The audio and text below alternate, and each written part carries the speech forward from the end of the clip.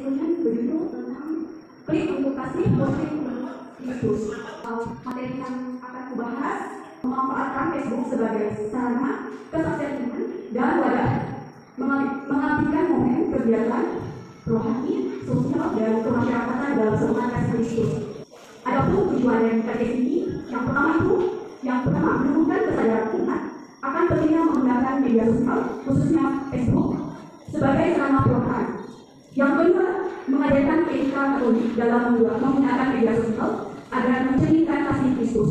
Yang ketiga itu mendorong umat untuk aktif membagikan momen-momen rohani dan sosial yang membawa inspirasi kepada semua.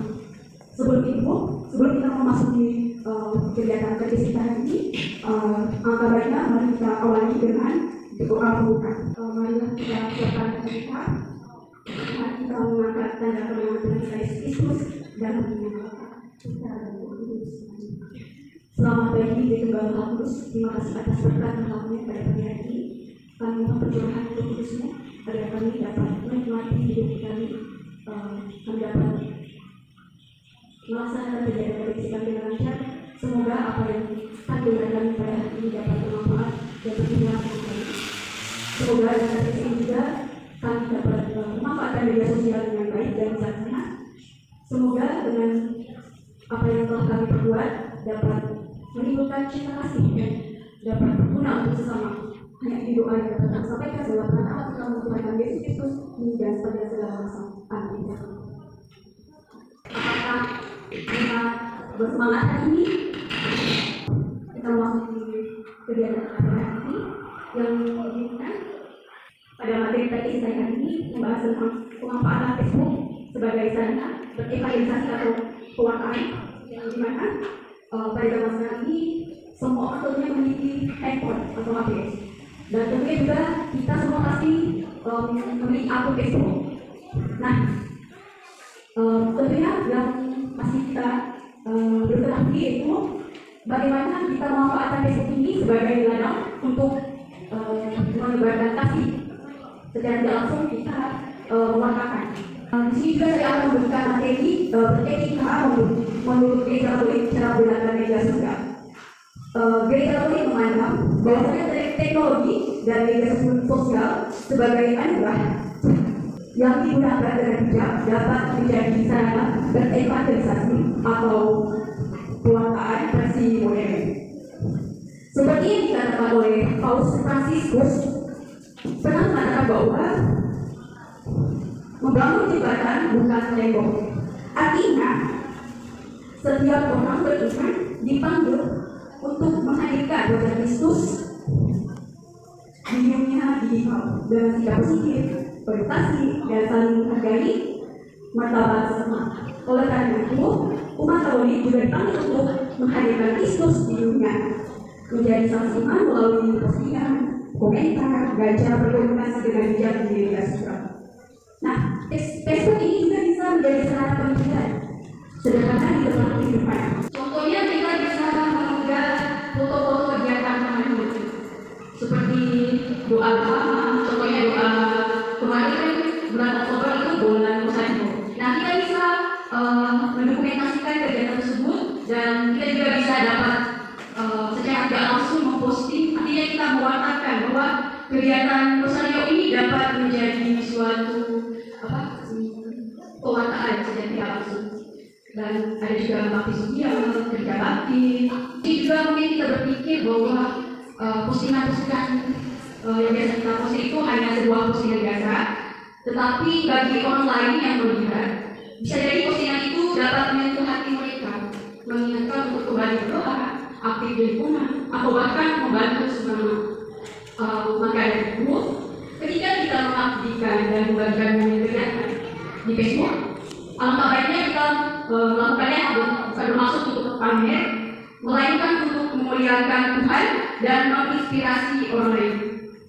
Sebagaimana sabda Tuhan pada ayat kitab suci bab 5 ayat 16 mengatakan bahwa dengan demikianlah hendaknya terangmu bercahaya di depan orang supaya mereka melihat perbuatanmu yang baik dan memuliakan Bapamu yang di surga. Nah, artinya setiap perbuatan kasih yang kita lakukan, bahkan sekecil apapun, dapat menjadi tantangan bagi dunia, termasuk di dunia digital.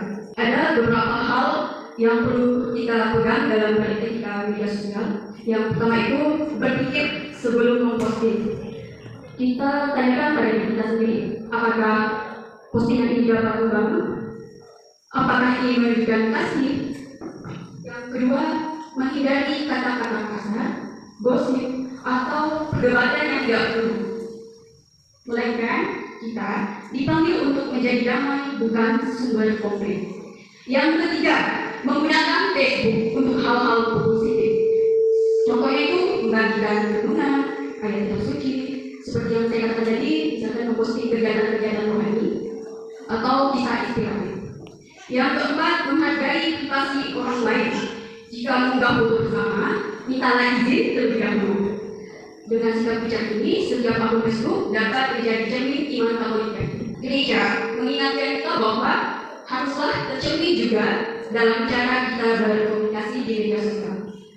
Dalam Evangeli Yohani nomor 20 dikatakan bahwa kuatan iman harus disertai kesaksian hidup yang nyata. Nah, artinya postingan kita perlu harus jadi kesaksian yang baik.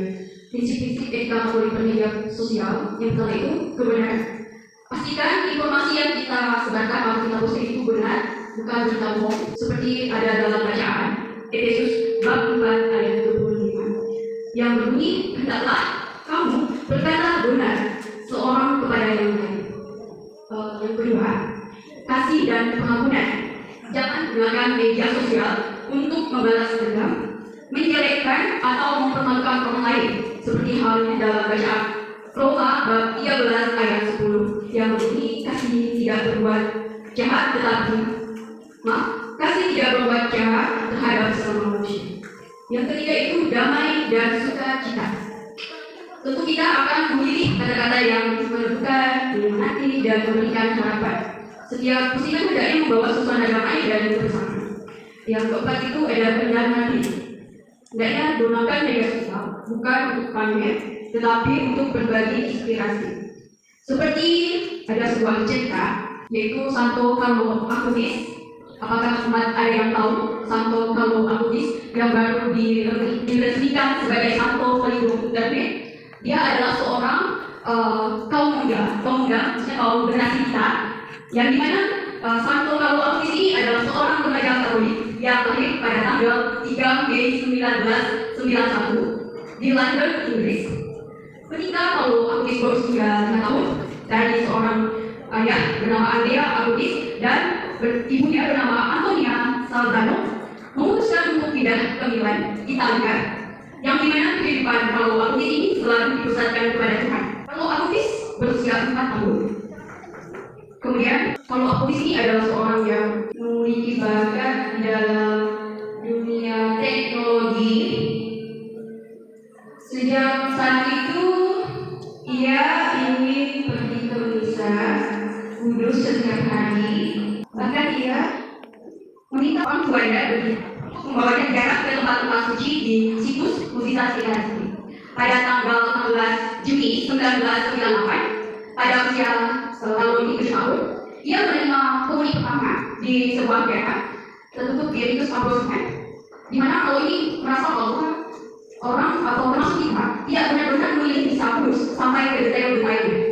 Alasannya dari pemikiran ini adalah jika kita mengetahui kekayaan besar yang telah diberikan kepada kita, memberikan dirinya kepada kita sebagai makanan dan minuman di kudus, kita akan pergi ke gereja setiap hari, mengambil bagian dari buah tujuan yang dipersembahkan dari daya untuk berpartisipasi dan melakukan semua ini tanpa banyak hal yang berlebihan.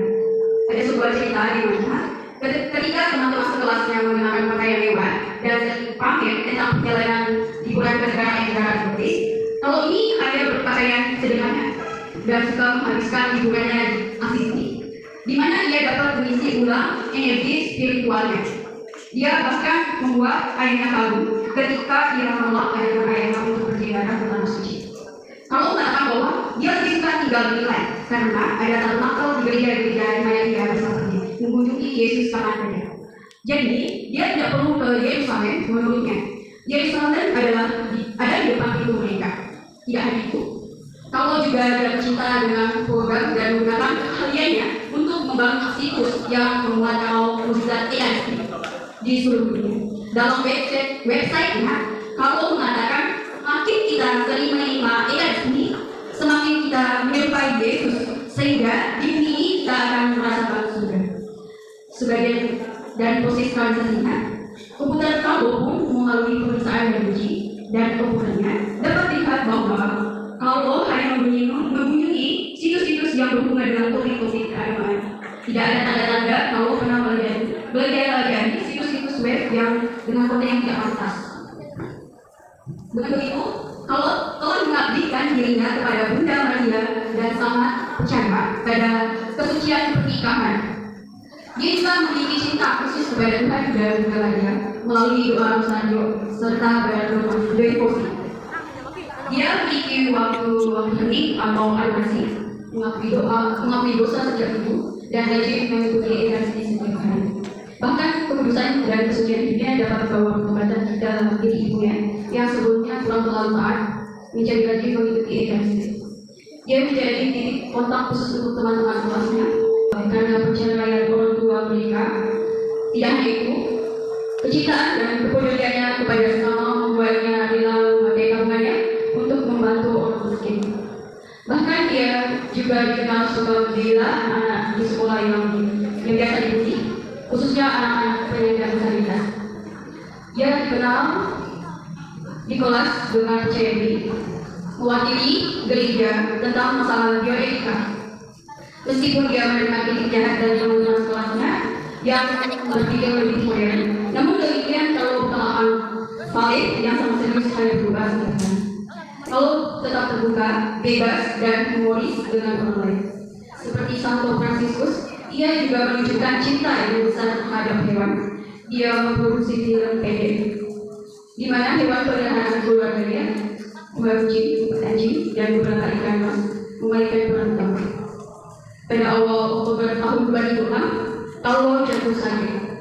Apa yang awalnya tampak seperti flu, biasa terjadi merupakan bentuk leukemia yang parah.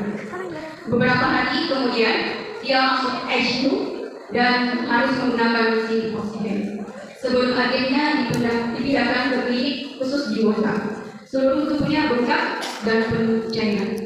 Atas permintaannya sendiri, Carlo menerima sakrament pengampunan rumah sakit. Sungguh luar biasanya dalam kesakitannya, justru Carlo mempersembahkan semua penderitaan sakitnya itu untuk Tuhan, Paus Benedictus ke-16 dan gereja. Setelah dokter mencuci darahnya, dia jatuh ke dalam koma dan pada tanggal 12 Oktober jantungnya berhenti berdetak. Untuk memenuhi permintaan terakhir Carlo, ia dimakamkan di Assisi karena cintanya kepada Santo Fransiskus. Tanggal 12 Oktober tahun 2020 oleh Paus Fransiskus, Carlo menjadi sebuah inspirasi bagi semua orang karena dia hidup di zaman yang sama dengan kita, itu zaman modern, di mana banyak orang sangat sulit menerima bahkan sulit untuk menemukan iman mereka. Kalau hidup di dunia ini tetapi tidak dipenuhi dengan keinginan duniawi yang merupakan hal yang sangat langka di zaman sekarang. Kehidupan kalau memberikan saksi nyata tentang iman ada retorik melebihi apa yang telah membentuk iman dapat dilakukan kepada kita. Sekarang coba bandingkan dengan apa yang kita lakukan, seperti cerita yang kita dengarkan tadi melalui Santo Carlo Acutis, yang dimana dia menggunakan internet untuk hal-hal yang positif dan bermakna dengan mewartakan mukjizat di seluruh dunia melalui website-nya. Dia mampu menempel anggapan bahwa internet itu selalu berakhir negatif dalam kehidupan di era modern. Justru menurut Carlo, internet bagian kaum muda dan seharusnya bisa menjadi cara yang efektif dan efisien untuk mewartakan kegembiraan, keselamatan, dan kerjaan Allah di dunia milenial ini. Maka tidak heran jika Carlo Acutis ditetapkan sebagai pelindung internet atas dampak positif yang dia bawa dalam kebenaran itu. Mungkin salah satu warisan yang kalau tinggal berpihak, kita tidak perlu melakukan hal-hal yang luar biasa. Sudah cukup menakjubkan untuk mencintai Tuhan dan gereja khususnya, seperti yang dilakukan Carlo Acutis. Refleksi yang dapat kita renungkan dari cerita ini yaitu saudara-saudari yang khawatir dan takut untuk bisa menjadi kudus dan suci dalam usia muda. Itu bukan sekedar mimpi, melainkan sudah tergapai dalam diri atau kamu ateis. Intinya jangan menjadi kudus dan suci itu bukan sesuatu yang mustahil untuk diperjuangkan dan dicapai sama Allah. Kamu ateis bukan soal berdoa, berkaya dan sebagainya. Namun hanya seorang pengajar seperti pada umumnya diri Allah untuk menyatakan rencananya bagi kita semua. Nah, pendalaman cerita ini yang pertama itu apa yang paling mengesankan dari kisah hidup kamu ateis? Apakah ada salah satu umat yang mau dijawab? Yang pertama tadi, apa yang paling mengesankan dari kisah hidup kamu ateis? Apakah ada yang mau menjawab? Saya persilakan.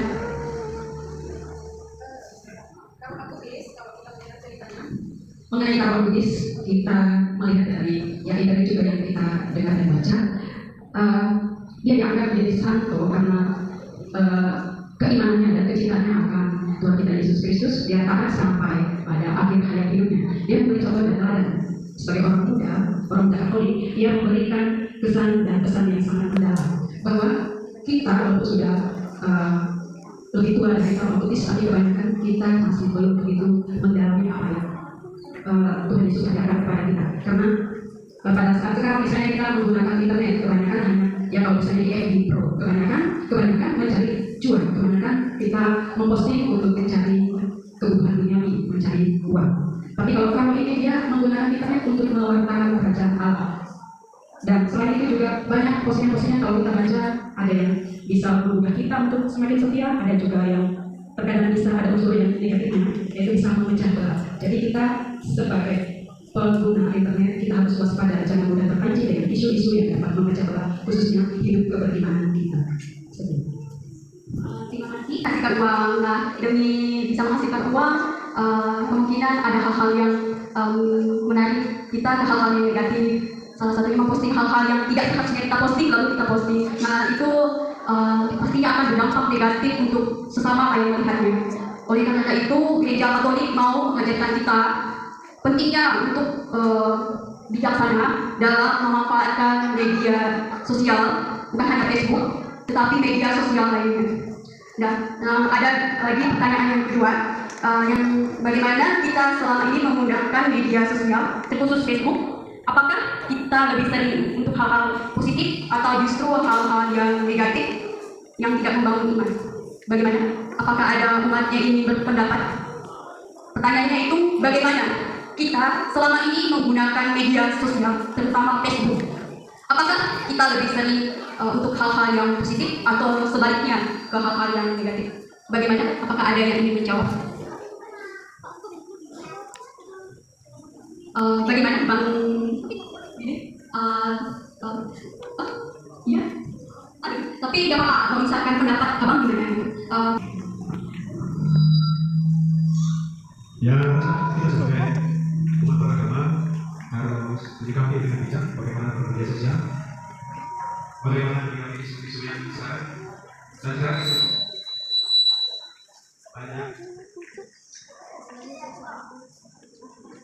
banyak yang hoax.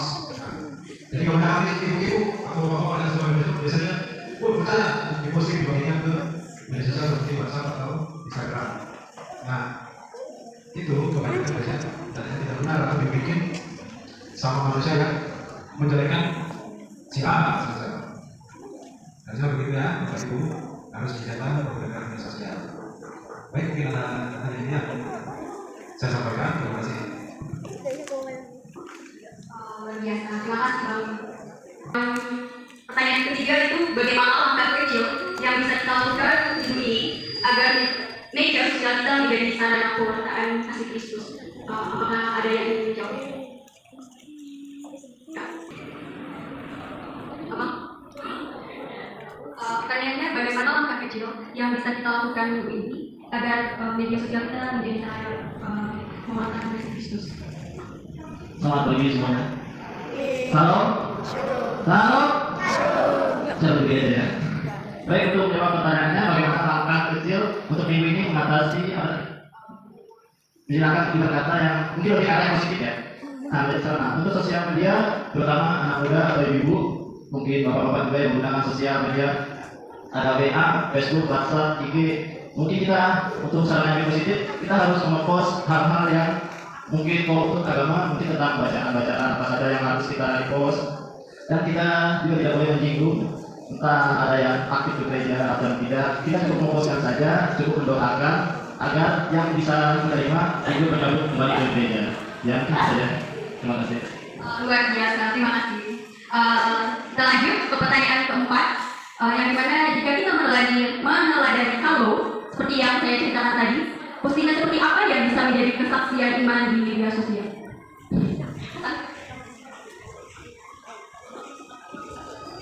Tadi saya menjawab pertanyaan tadi. Apa tadi?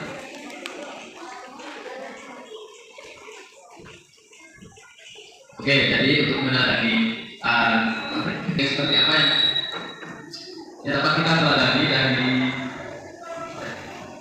intinya kita bisa memfilter suatu kejadian atau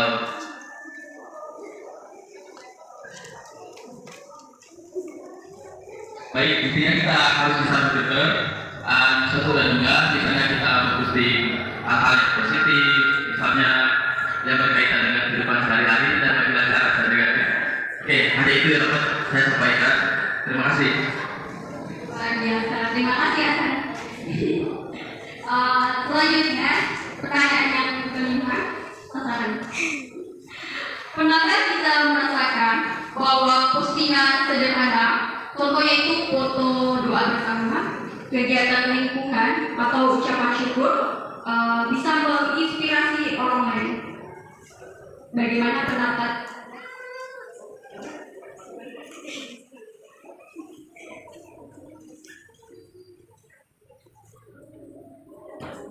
Menurut saya, melihat postingan kelompok doa rasanya rasa haru, rasa bangga, apalagi dihadiri oleh kaum muda.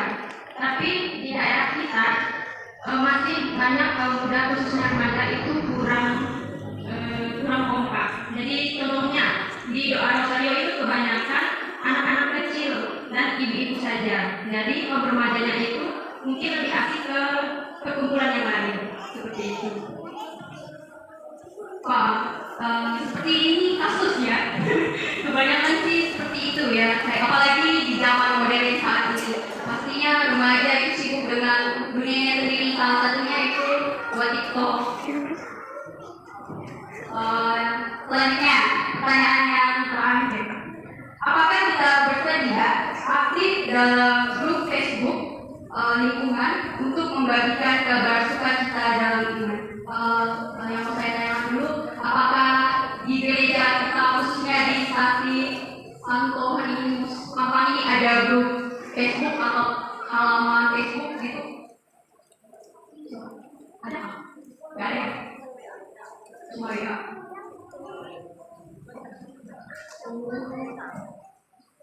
Jadi belum ada ya. Nah, mungkin kan di KTS ini ada sebuah rencana tindak lanjut. Oleh karena itu,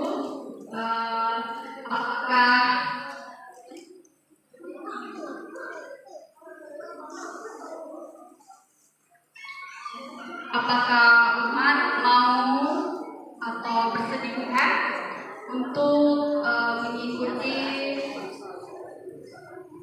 sebagai pimpinan kita ya, mengenai kompetisi ini untuk membuat grup atau melawan, apalagi kan di zaman sekarang FB Pro itu sangat bermanfaat ya, dapat menghasilkan uang atau orang. Nah, bagaimana kalau kita memanfaatkan Facebook ini dengan membuat suatu grup atau blog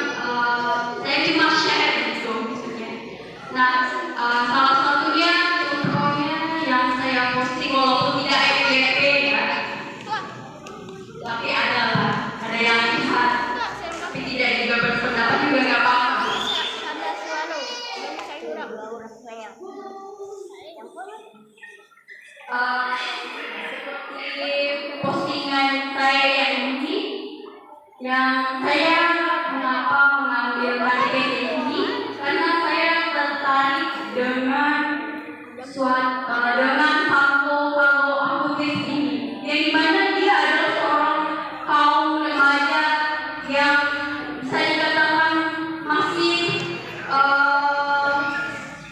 kita bilang apa ya, masih kecil lah kan, remaja umur 15 tahun tapi bisa menjadi santo gitu. Nah, dari Santo Paulo Acutis ini kita dapat belajar bahwasanya internet itu bukan sebuah ancaman atau hal yang dapat menjerumuskan, tetapi jika kita berpikir ke hal yang positif, media sosial atau di zaman teknologi yang makin canggih ini, kita dapat menggunakan media sosial dengan baik dan bijak, dapat memungkinkan menjadi sebuah sarana atau peluang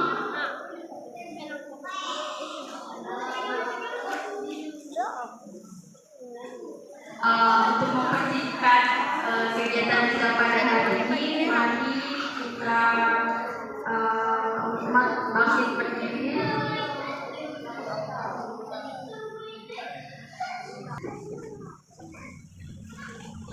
Terima kasih untuk teman yang telah hadir dan mau mendengarkan sesi saya pada hari ini. Semoga apa yang saya dapat sampaikan dapat berguna untuk kita semua. Untuk menutup kegiatan sesi kita hari ini, kita tutup dengan doa. Mari kita angkat dalam kemenangan Tuhan kita Yesus Kristus dalam nama Bapa, Putra, dan Roh Kudus. Terima kasih Allah dari Tuhan Maha Kudus. Kami akan syukur kepada kehadiran pada siang hari ini. Kami telah menyelesaikan kegiatan kami. Semoga apa yang kami dengarkan dapat bermanfaat dan berguna untuk kami, terutama ketika kami memposting apa yang kami posting. Semoga apa yang kami posting dapat bermanfaat, menjadi inspirasi untuk sesama. Tuhan yang dapat kami sampaikan lewat Tuhan Tuhan kami Yesus Kristus dan semuanya segala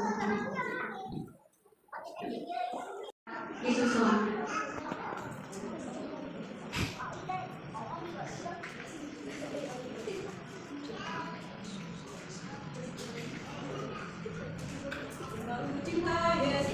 Selamanya.